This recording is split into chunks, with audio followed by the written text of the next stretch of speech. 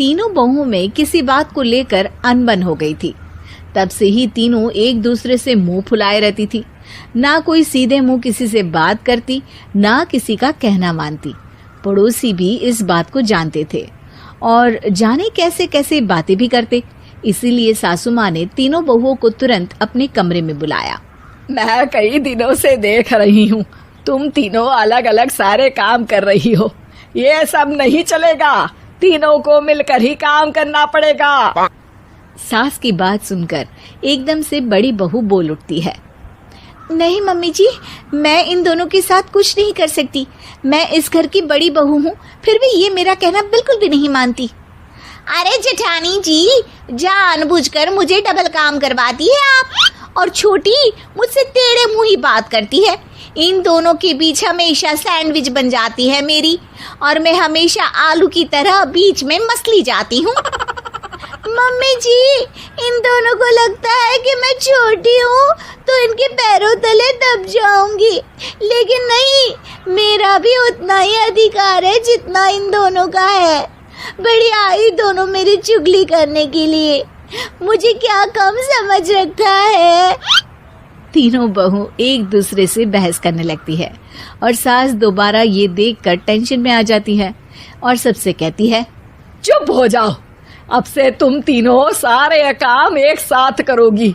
आंख बंद करके एक दूसरे की बात सुनोगी। तुम तीनों इस बात को गांठ बांध लो, वरना अगली छुट्टियों में तुम्हारा अपना मायके जाना कैंसिल। सास की बातें सुनकर डर के मारे तीनों हामी भर देती हैं। जी मम्मी जी, मैं समझ गई। हाँ मम्मी जी, जैसा आप कहें। आप जो कहेंगी मैं वही करूंगी। तीनों बहू सास की बात को गांठ बांध लेती है और वादा करती है कि अब से सारे काम वो तीनों एक साथ मिलकर ही करेंगी। ये सब देखकर सास खुश हो जाती है और वहां से चली जाती है। नीचे जाकर वो देखती है कि घर में शर्मा जी आए हुए होते हैं। सास जोर से आवाज लगाकर कहती है, अरे बहू, जरा चाय बनाकर तो लाना, शर्मा जी आए हैं। सास की बात सुनकर तीनों बहू तुरंत किचन की ओर भागती है और चाय बनाना शुरू कर देती है। मुझे तो एकदम मसाले वाली कड़क चाय पसंद है, तो हम शर्मा जी के लिए मसाले वाली चाय ही बनाएंगे।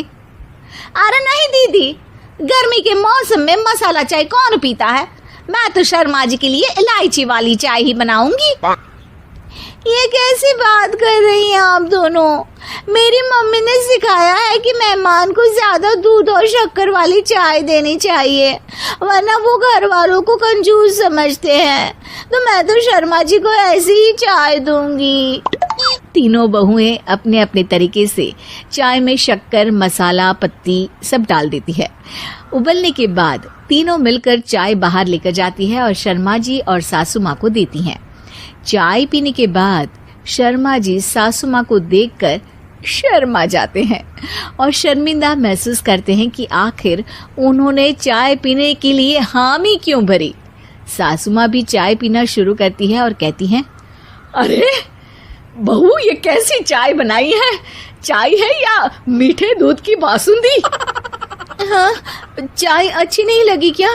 कोई बात नहीं, हम पराठा बनाकर लाते हैं। चलो चलो अंदर। हाँ हाँ चलो। हाँ आती हूँ मैं भी। नहीं नहीं, मेरा पेट चाय ने ही चौपट कर दिया, वही काफी है। पराठे से पोपट नहीं करवाना, मैं तो चलता हूँ। शर्मा जी चुपचाप पतली गली से निकल जाते हैं। अगले दिन सास बहुओं से कहती है, अरे बहू, जाओ जाके ऊपर के गेस्ट हाउस की सफाई कर दो। कल हमारे यहाँ मेरे दूर के रिश्तेदार आने वाले हैं, तो पूरे कमरे को चमका देना, समझी? तीनों बहू सास की बात को मानकर ऊपर सफाई करने चली जाती हैं और तीनों कमरे की सफाई चालू कर देती है। बड़ी बहू मकड़ी के जाले साफ करती है, तो बीच वाली झाड़ू लगाना और छोटी वाली सर्फ डालकर जमीन धोना शुरू कर देती है।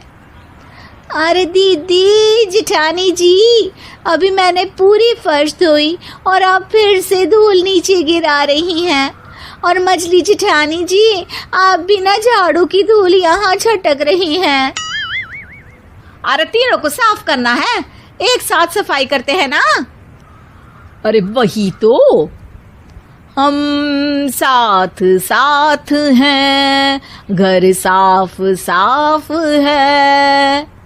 तीनों बहू ऐसे ही काम में उलझ जाती है और 2 घंटे तक एक ही कमरे की सफाई करती रहती है। बहुत देर से अपनी बहुओं को ना देखने के कारण सास ऊपर कमरे में उन्हें देखने जाती है, लेकिन कमरे में घुसती ही वो गीली फर्श पर फिसलने के कारण नीचे गिर जाती है।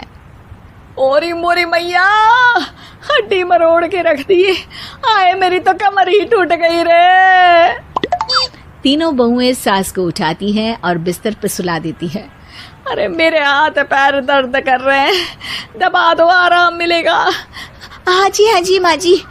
अरे जी माँ जी माँ जी।